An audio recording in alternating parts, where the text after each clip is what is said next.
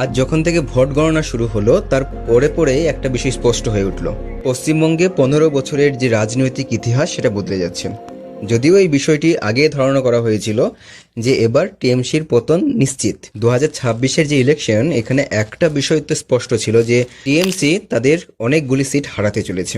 এখনো পর্যন্ত যা রিপোর্ট তাতে দেখা যাচ্ছে যে বিজেপি 200-রও বেশি আসন জিততে পারে, আর অন্যদিকে টিএমসি 90 পর্যন্ত পৌঁছাতে পারবে কিনা সন্দেহ আছে। তো এই যে টিএমসির যে পতন আর বিজেপির উত্থানের পিছনে বেশ কয়েকটি কারণ বিদ্যমান। দু একটি কারণ আমি এখানে উল্লেখ করতে চাই। তো প্রথমে টিএমসি কে দিয়ে শুরু করা যাক। টিএমসি পতনের মূল দুটি কারণ যদি আমি রাখি, তাহলে একটি হচ্ছে 2011 সালে যখন মমতা ব্যানার্জি ক্ষমতায় আসেন তখন বেশ কয়েকগুলি প্রতিশ্রুতি তিনি দিয়েছিলেন, যেগুলি পূরণে তিনি পুরোপুরিভাবে ব্যর্থ হয়েছিলেন।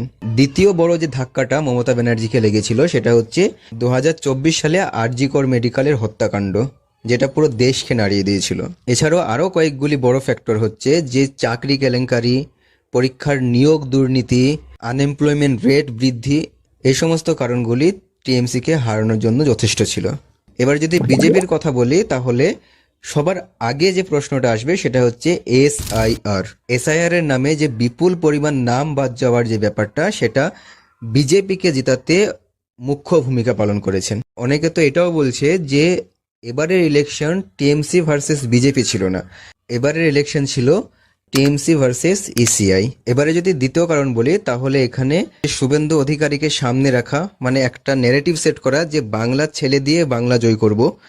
দ্বিতীয় হচ্ছে যে মতুয়া সম্প্রদায়কে সিটিজেনশিপ দেওয়ার যে প্রতিশ্রুতি, কিংবা ঠাকুরনগরের মোদির সভা বিজেপিকে জেতাতে অনেকটাই সাহায্য করছে। যাই হোক, 2026-এ আমরা অনেক বড় একটা বদল দেখতে চলেছি। তো এক্ষেত্রে আপনার কি মনে হয় কোন কারণের জন্য বিজেপি জিতছে এবং কোন কারণের জন্য টিএমসি হারছে? আপনার মতামত জানার অপেক্ষায় থাকলাম।